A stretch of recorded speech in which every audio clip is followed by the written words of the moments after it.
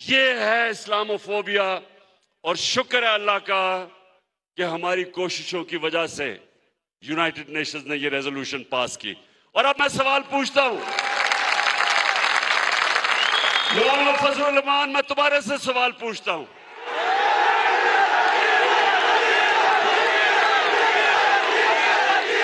गलती हो गई, सॉरी, मौलाना नहीं फजलुर रहमान,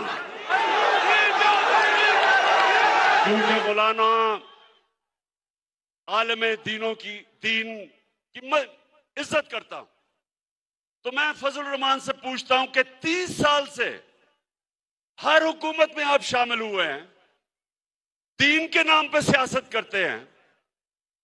मैं आपसे पूछता हूं कि कभी आपने किसी मगरबी रहनुमा के मुंह से एक लफ्ज भी निकाला इस्लामोफोबिया के खिलाफ, बल्कि किसी से बात भी की?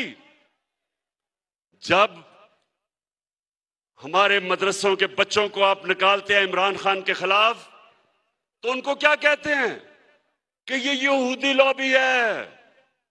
तो शर्म आनी चाहिए कि जिसको यहूदी कहते थे उसने वो काम किया है जो आपने आज तक 30 साल में नहीं कर सके।